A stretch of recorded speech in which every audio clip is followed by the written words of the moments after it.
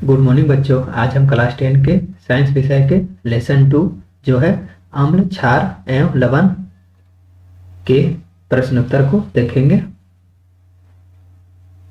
इस पार्ट में हम लोग 10 क्वेश्चन का सॉल्व करेंगे। ठीक है, तो चलिए देखते हैं पहला क्वेश्चन क्या कहता है। पहला क्वेश्चन ये कहता है कि आपको 3 परख नली दी गई है।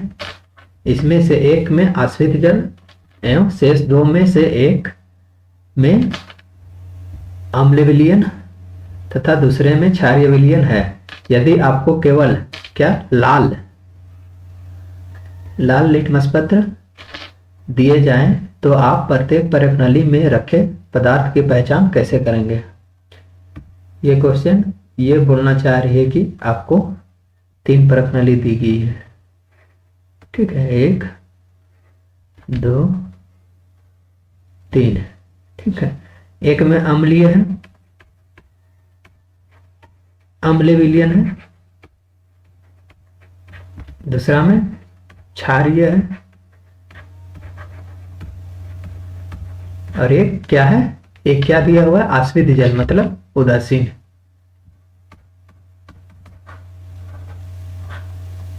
उदासीन है। ठीक है, जैसे ये ए बी सी 3 विलयन दिया गया है, जिसमें एक अम्ल विलयन है, दूसरा क्षारीय विलयन है और तीसरा उदासीन है। हम सभी जानते हैं कि अम्लीय विलयन का पीएच मान 7 से कम होता है। ठीक है, क्या होता है, 7 से कम क्या पीएच। ठीक है, और क्षारीय का 7 से अधिक, और इसका क्या होता है, 7 होता है पीएच मान। ठीक है, अब हम ये भी जानते हैं कि अम्ल क्या करता है, नीला लिटमस पत्र को लाल में बदल देता है, और क्षार क्या करता है, लाल लिटमस पत्र को नीला में बदल देता है, और जो उदासीन है वो कोई भी परिवर्तन नहीं करता। जैसे नीला लिटमस पत्र है तो वो नीला ही रहेगा, लाल लिटमस पत्र है तो लाल ही रहेगा, परिवर्तन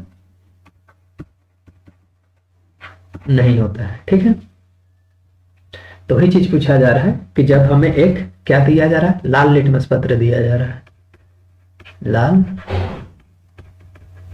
लिटमस पत्र, क्वेश्चन में लिखा हुआ है लाल लिटमस पत्र, तो हमको यह बताना है लाल लिटमस पत्र के सहारे कि कौन सा विलयन अम्लीय है, क्षारीय है और उदासीन है। तो जैसे हम लोग इसको पकड़ते हैं, पहले किसी भी विलयन में डालेंगे, मान लीजिए उदासीन में डालें, अगर लाल रंग में कोई परिवर्तन नहीं हुआ तो समझ जाएंगे ये उदासीन है, तो मतलब ये उदासीन वाला विलयन है। यदि फिर उसको लाल लिटमस पत्र को क्षारीय में डालेंगे तो वो देखेंगे वो क्या हो जाएगा, लाल से नीला हो जाएगा। लिटमस पत्र का अगर रंग नीला हो जाता है तो हम लोग समझ जाएंगे कि ये क्षारीय है।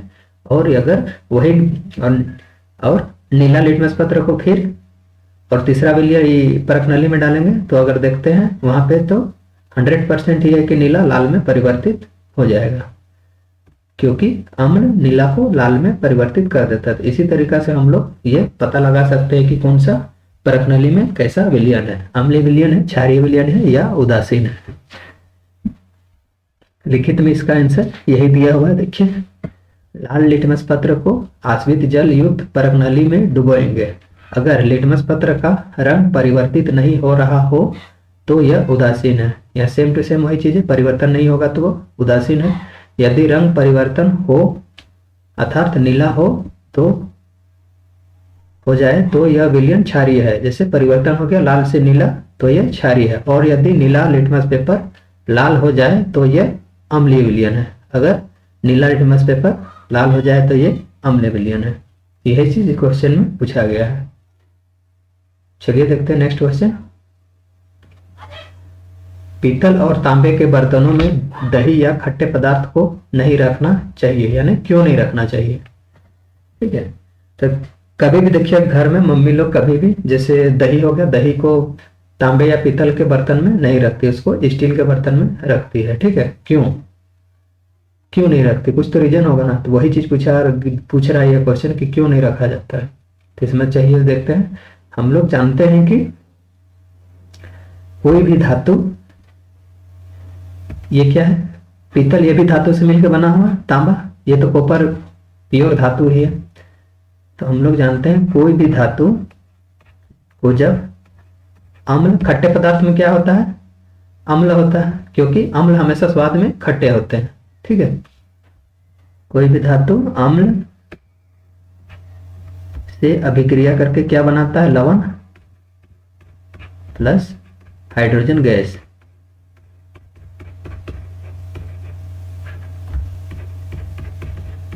हाइड्रोजन गैस का निर्माण करता है।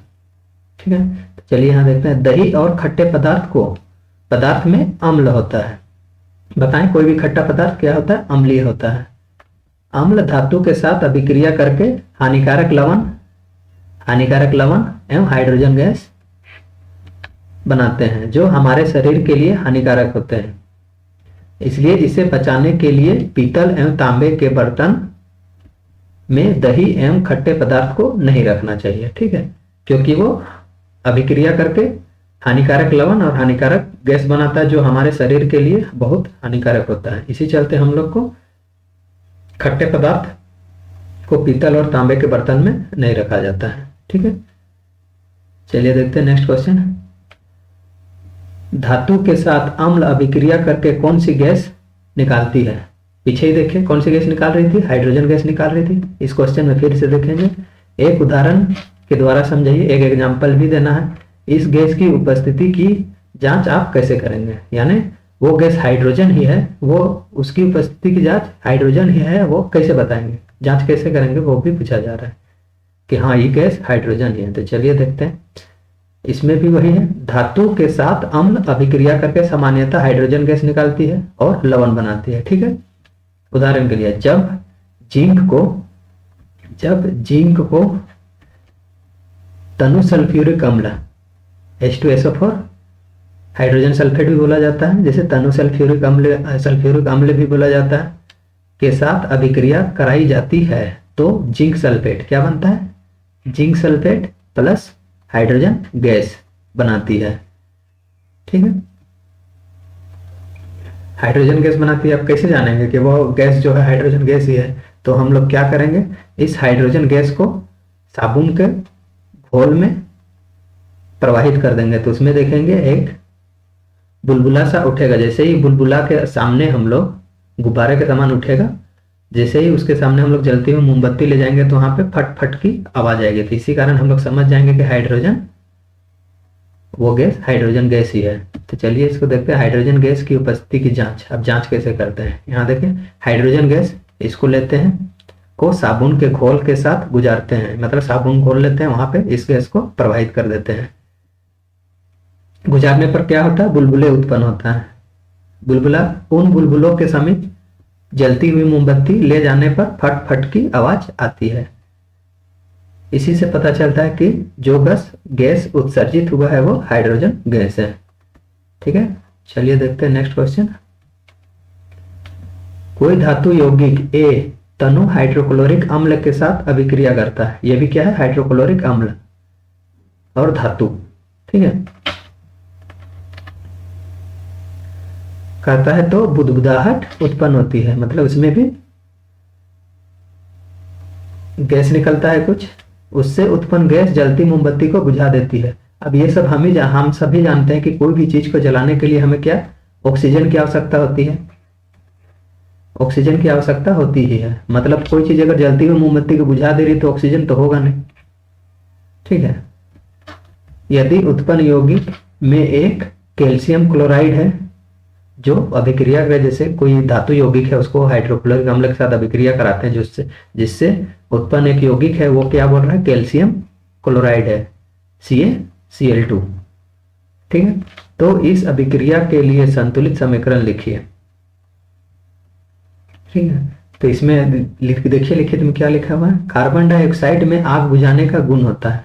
जैसे कि हम लोग देखते हैं कोई भी पेट्रोल पंप में, जैसे पेट्रोल पंप के सामने जहाँ पे पेट्रोल भरा जाता है उसी के सामने देखिएगा लाल कलर का डब्बा रहता है, उसमें कार्बन डाइऑक्साइड गैस भरा हुआ रहता है जो आग बुझाने का काम आता है।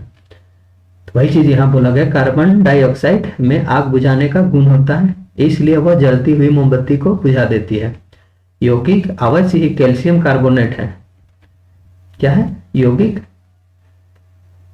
क्या बोला है? धातु यौगिक। धातु यहाँ में से क्या है? धातु एक कैल्शियम धातु है, और यौगिक मतलब दोनों मिलकर यौगिक का निर्माण कर रहा है, तो इसे कैल्शियम कार्बोनेट को हम लोग यौगिक कहेंगे। यह तनु HCl के साथ अभिक्रिया करके, यानी हाइड्रोक्लोरिक के साथ अभिक्रिया करके कैल्शियम क्लोराइड जल और क्या बना रहा है? कार्बन डाइऑक्साइड गैस निर्माण कर रहा है, जिसके कारण वो जलती हुई मोमबत्ती क्या हो रही है? बुझ जा रही है।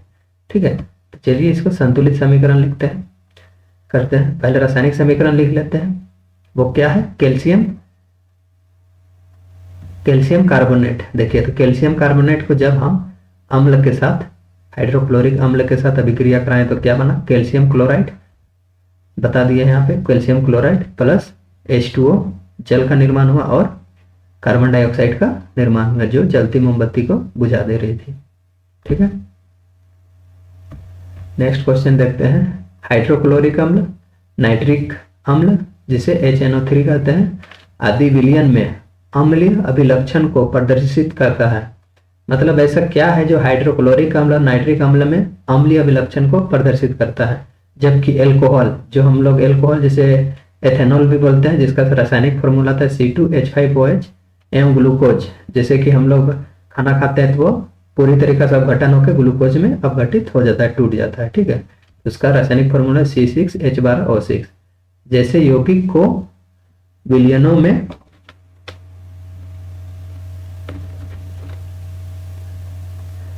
अम्लीयता के अभिलक्षण नहीं प्रदर्शित होते। ये क्वेश्चन ये पूछा जा रहा है कि मतलब अम्ल में ऐसा कौन सा कारण है जिसके कारण यह अम्लीय अभिलक्षण प्रदर्शित करते हैं, जबकि एल्कोहल हो गया, ग्लूकोज हो गया, उसमें ऐसी लक्षण प्रदर्शित नहीं होता है। तो वही चीज पूछा गया। तो चलिए देखते हैं आंसर क्या है। हाइड्रोक्लोरिक अम्ल, नाइट्रिक अम्ल आदि जलीय विलयन में क्या? हाइड्रोजन आयन त्याग करता है। जैसे कोई भी अम्ल को जल में अगर घोलेंगे तो वो हाइड्रोजन आयन त्याग करता है तथा अम्लीय गुण उत्पन्न करता है। अगर हाइड्रोजन आयन त्याग किया तो मतलब अम्लीय है वो, हाइड्रोजन आयन त्याग नहीं किया तो वो मतलब उसको अम्ल नहीं बोला जाएगा। जबकि एल्कोहल और ग्लूकोज जलीय विलयन में हाइड्रोजन आयन नहीं देते। देखिए यहाँ पे हाइड्रोजन आयन का त्याग नहीं करते हैं, इसलिए इसे हम लोग अम्लीय नहीं बोलेंगे। इसलिए ये अम्लीय गुण को प्रदर्शित नहीं करते, क्योंकि ये हाइड्रोजन आयन त्याग नहीं करते हैं। ठीक है, तो ये चीज दिमाग में, ये चीज हमेशा याद रखना है कि कोई भी अम्ल जलीय विलयन में घुलकर हाइड्रोजन आयन त्याग करता ही है या देता है। ठीक है, नेक्स्ट क्वेश्चन देखते हैं। अम्ल का जलीय विलयन क्यों विद्युत का चालन करता है?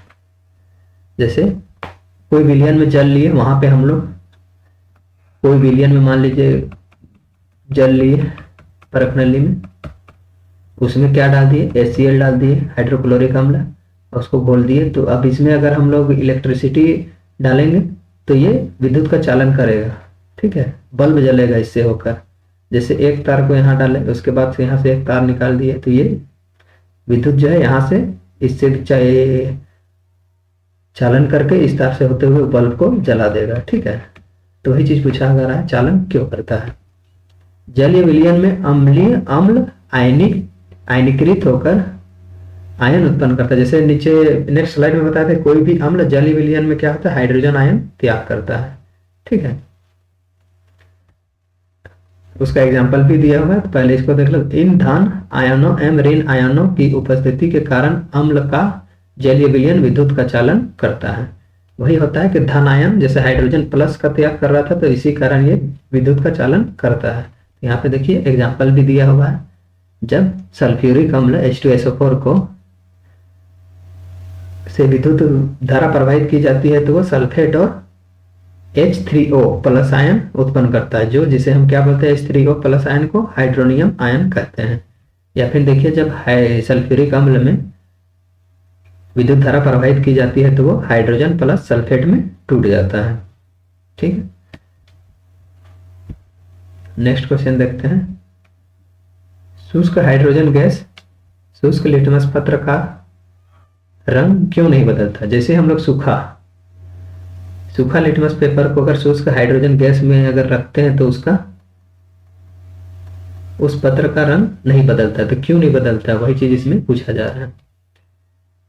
क्योंकि जल की अनुपस्थिति में यह आयनीकरण ना हो पाने के कारण हाइड्रोजन आयन उत्पन्न नहीं कर पाती है। जैसे कि कहेंगे शुष्क लिटमस पत्र है और शुष्क हाइड्रोजन है, तो वहां पे तो जल का मात्रा है नहीं। तो जल, कोई भी चीज पहले भी बोले कि जैसे कि अम्ल जल में घुलकर हाइड्रोजन आयन उत्पन्न करता है, ठीक है। तो जल है ही नहीं है तो हाइड्रोजन आयन उत्पन्न होगा नहीं। तो यहाँ वही चीज लिख रहा है, कारण हाइड्रोजन आयन उत्पन्न नहीं होता है। यहाँ देखिए वही चीज लिख रहा है, हाइड्रोजन आयन उत्पन्न नहीं कर पाता है या आर्द्र या नहीं कर पाता बोल के क्या होता है, लिटमस पत्र का रंग नहीं बदलता है, ठीक है। अब अगर हम लोग लिटमस पेपर को थोड़ा सा आर्द्र यानी भिंगा के, या आर्द्र लिटमस पेपर का रंग बदल देता है। भिंगा के अगर हम लोग चेक करेंगे तो वो लिटमस पेपर का रंग को बदल देगा, ठीक है। नेक्स्ट क्वेश्चन, अम्ल को तनुकृत करते समय यह क्यों अनुशासित करते हैं। यानी कि अम्ल को जब जब हम लोग अम्ल, तनुकृत का मतलब क्या हुआ, पतला करना, कोई भी चीज को कम करना। जैसे कि ज्यादा अम्ल था, कोई भी चीज में ज्यादा अम्ल था, इसमें पानी मिला दिए तो मतलब ये पतला हो गया। जैसे होता है ना घर में बहुत ज्यादा, जैसे चाय बनाते हैं तो बहुत ज्यादा चीनी दे देने पे बहुत ज्यादा मीठा हो जाता है, उसमें क्या करते हैं जल मिला देते हैं तो वो मीठासपन कम हो जाता है, मतलब वो मीठा वालापन तनुकृत हो जाता है, पतला हो जाता है। या फिर सब्जी में नमक होता है ज्यादा तो उसमें पानी मिला देते हैं तो भी वही होता है, नमक थोड़ा सा, नमक ज्यादा से कम हो जाता है, ठीक है। तो वही चीज पूछा गया है कि अम्ल को तनुकृत करते समय यह क्यों अनुशासित करते हैं कि अम्ल को जल में मिलाना चाहिए ना कि जल को अम्ल में। यह चीज बोल रहा है कि जब हम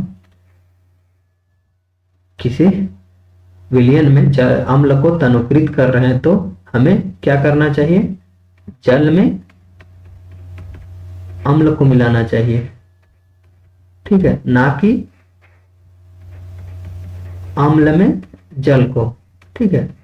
क्यों नहीं करना चाहिए, जब भी तनुकृत करते समय बोल रहा है कि हम लोग पहले जल में थोड़ा सा अम्ल पकड़े और उसको जल को चम्मच से घोरते हुए थोड़ा थोड़ा अम्ल डालें और उसको मिलाएं, ठीक है। तो वही चीज पूछा जा रहा है, ऐसा क्यों किया जाता है सब। तो चलिए इसका देखते हैं, जल में अम्ल या क्षारक की तुलना,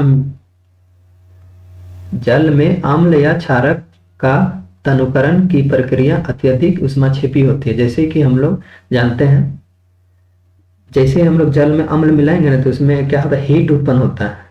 तो वही चीज बता रहा है यहाँ की, अत्यधिक उष्माक्षेपी होती है। उष्माक्षेपी अभिक्रिया वही कहते हैं जब दो अभिकारक आपस में अभिक्रिया करके कोई उत्पाद बनाता है और साथ साथ उष्मा उत्सर्जित करता है, मतलब उष्मा भी रिलीज करता है, उसे हम लोग उष्माक्षेपी अभिक्रिया कहते हैं। तो वही चीज बोल रहा है यहाँ पे, उष्माक्षेपी मतलब यहाँ से जैसे जल में हम लोग HCl मिलाएंगे तो कुछ हीट रिलीज होगा। इस कारण तनु की प्रक्रिया में अत्यधिक सावधानी रखनी चाहिए। यही चलते बोल रहा है कि सावधान से इस चीज को करना चाहिए। इनमें अम्ल को हमेशा धीरे धीरे तथा जल को लगातार हिलाते हुए ही जल में मिलाना चाहिए। मतलब क्या बोल रहा है, हम जल को हिलाते हुए चम्मच से हिलाते रहिए और धीरे धीरे हाइड्रोक्लोरिक अम्ल या अम्ल डालिए और उसको मिलाइए, ठीक है। इससे क्या होगा,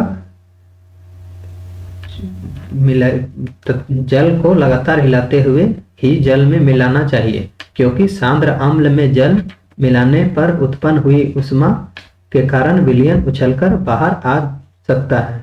जैसे कि यहाँ पे बोल रहा है कि मान लीजिए HCl में हम लोग जल डालेंगे तो HCl यहाँ पे तो अम्ल का मात्रा ज्यादा है और जल का मात्रा कम रहेगा, थोड़ा सा डालेंगे तो ये क्या होगा, बहुत ज्यादा हीट होगा, या क्या होगा, उष्मा उत्पन्न करेगा। और वो उष्मा क्या होगा, वो विलयन अम्ल हो सकता है परखनली से उछलकर गिर जाए और हमारे शरीर में पड़ जाए, जैसे पैर हाथ कहीं पे लग जाए, छींटे पड़ जाए। तो वही चीज बोल रहा है, और तथा दुर्घटना हो सकता है, इसलिए जल को अम्ल में नहीं मिलाना चाहिए, ठीक है। तो वही चलते बोल रहा है जल को अम्ल में ना मिलाएं, क्या करें, अम्ल को जल में मिलाएं, ठीक है। यानी ये प्रक्रिया सही है, ये प्रक्रिया करने से हमारे लिए हानिकारक है, दुर्घटना भी हो सकता है। चलिए देखते हैं नेक्स्ट क्वेश्चन। अम्ल के विलयन को तनुकृत करते समय हाइड्रोनियम आयन बताए थे H3O+ की सांद्रता कैसे प्रभावित होती है। जैसे यहाँ पे भी देख रहे हैं हम लोग तनुकृत कर रहे हैं, मतलब पतला कर रहे हैं, तो हाइड्रोनियम आयन क्या होगा, ऑटोमेटिक हम लोग जान रहे हैं कि हाइड्रोनियम आयन पतला करेंगे तो कम होते जाएगा। ठीक है, ताकि हम लोग क्या कर रहे हैं, अम्ल को पतला कर रहे हैं। यानी अम्ल में अगर अम्ल मिलाते तो हाइड्रोजन आयन बढ़ता, ठीक है, लेकिन इसमें पतला कर रहे हैं तो घटेगा। तो वही चीज यहाँ लिखित में दिया हुआ गया है, जल में अम्ल के विलयन को तनुकृत करते समय उसमें उपस्थित आयनित जल की मात्रा बढ़ती है। ठीक है, मतलब जैसे ही हम लोग डालते हैं तनुकृत कर रहे हैं तो उसमें जल की मात्रा तो बढ़ेगा ही।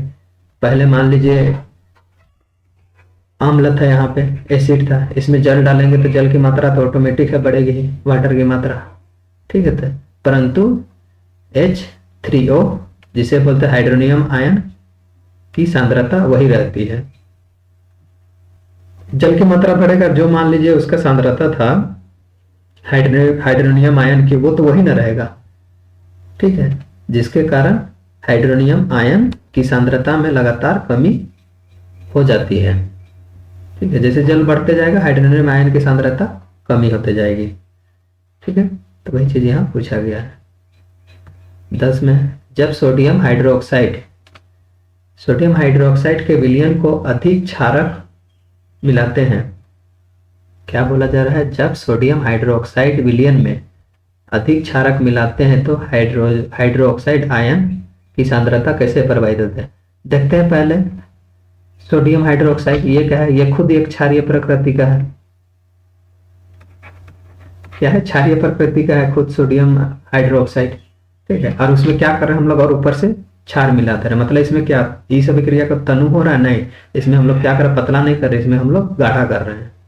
ठीक है, जैसे किसी सब्जी में नमक ज्यादा है और अगर हम लोग और एक्स्ट्रा नमक डालेंगे तो क्या होगा, नमक ज्यादा ही ना होते जाएगा, कम थोड़ी होगा।